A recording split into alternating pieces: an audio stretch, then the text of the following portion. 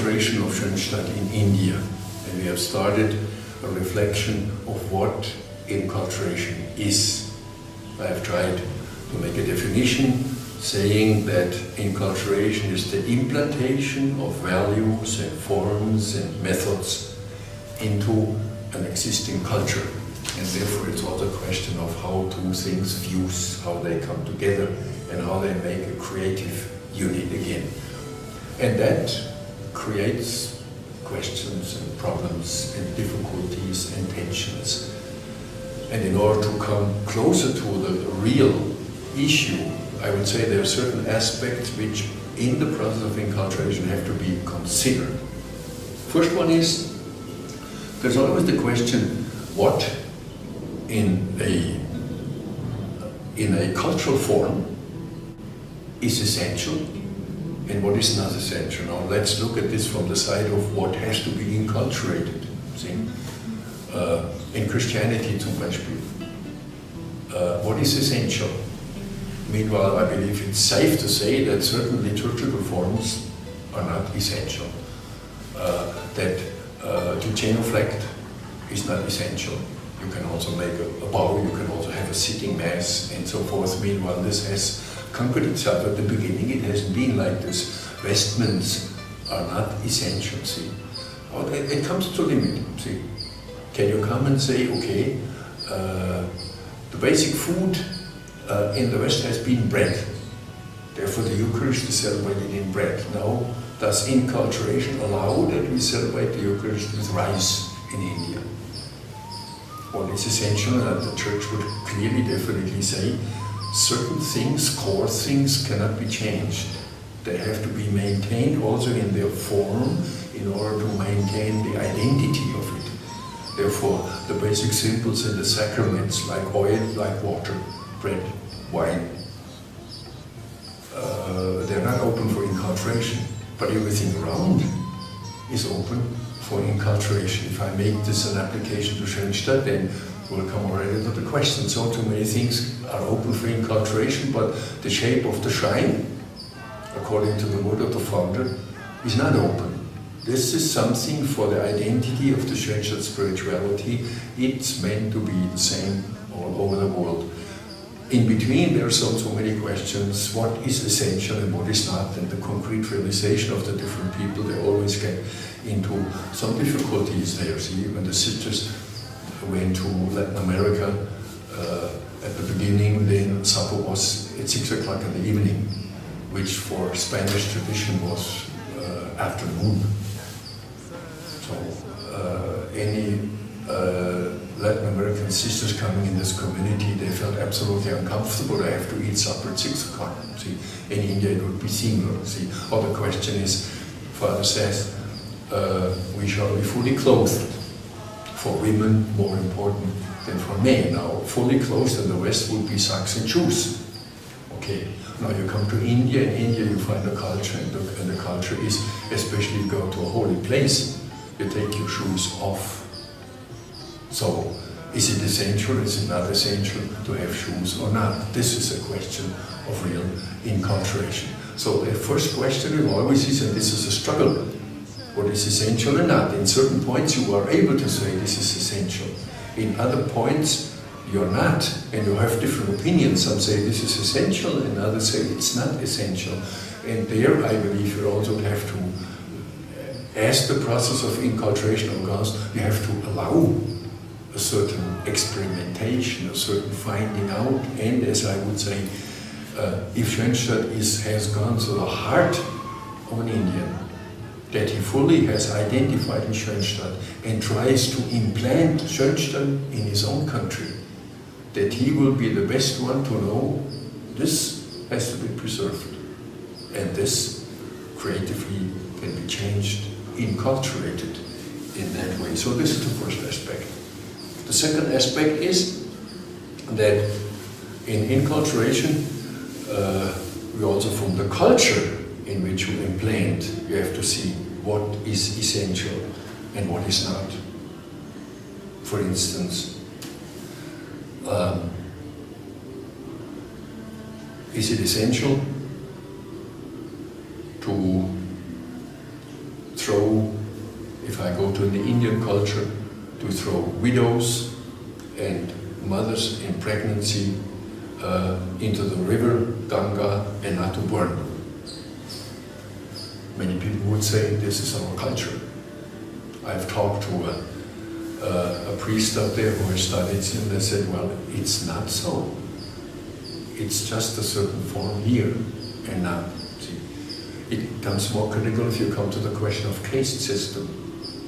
Is it essential to our culture in India, or is it not essential to our culture in India? And there it is. And there's the question, what in the culture by inculturation should be changed? And what in the culture should not be changed? See, the relationship between the sexes. In which way is it? What's the role between husband and wife, man and woman in public life? And so these are questions which are there. And there also is the element of change in the society itself. See, what 20 years ago have been taken as self-understood, as thinking it belongs to the culture. Meanwhile, it's not anymore. It changes within the culture. See, due to influences from the outside. See, no doubt. And some of it might also regrettably get lost because it was valuable in the culture, but it's not so. See, Christian traditions, that the family in the evening come together and pray the rosary together, it was very, very good Christian tradition. You can also say it belonged to the, especially to the Syro-Malabar and Kerala tradition of doing that. Now comes the television and it disappears. Okay, now what is essential, what is not essential, and so these are open questions which have to be considered. There is also a fluctuation. The culture changes. Now what is essential, what needs to be preserved, and what also needs to be changed? See, really? The dowry system, does it belong to the Indian culture? Does it not belong to the Indian culture? We are more inclined to say it should not belong to the Indian culture because you can understand it comes from another economic situation. If the wife, with nothing else but herself, comes and has children in the family of the husband, it's expected that they give her financial support because this family has to support it. This is the dowry system at the beginning. Meanwhile, a woman comes and she has her training, and she has her profession, and she has something else. So what's the meaning of the dowry? And how it becomes only a business. So what is culture, what is not culture? So many things, they change and they need to be struggled through. And some of the things, they gradually mature that this is not our culture. Question remains, what then is our culture? See, what is not changeable, what we should, under all conditions, what we should maintain. As I said, I'm a man who makes observations, I'm a man who makes comparisons. I want to open the question, and I want to open the question also that we are open to think about it. See, and not adamantly before think this must be because this is our culture and this is not our culture or so. But go to the essence and see what needs to be changed, what can be changed, what needs to be preserved. I have a third aspect, and the third aspect is in inculturation is the matter of time. I believe that in all inculturation, if it's organic, you have to allow a certain time, something to change. If you come and you say this and this is not Christian, it has to be cut right away. You might do horrible harm. I would say it's not inculturation. The old Christianity, they lived within an area of slavery in the Roman Empire, and they let it be for 200 years until finally they overcame slavery, and now it became quite clear slavery is not Christian, it doesn't belong to our social order. So it is, I would say a similar thing is with the caste problem. We'd have to overcome it, but we'd have to also allow time because there are deep-rooted sentiments and feelings in there, and it has to be struggled through. See, in Africa, for instance, Christianity came and you found the custom that a husband could have different wives. The missionaries came and they said, well, you only can have one wife.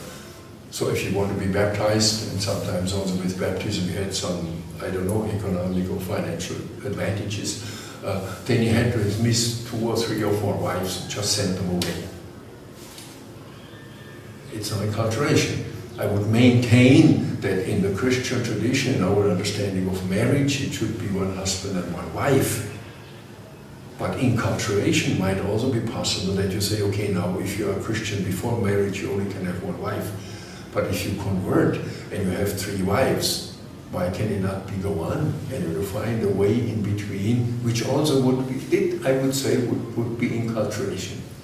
See, the church hasn't done it like this, but in this direction I feel there is an allowance of time, see, that you have to learn something. The same thing is with marriage. See, with marriage, so much is changes. So much is changing.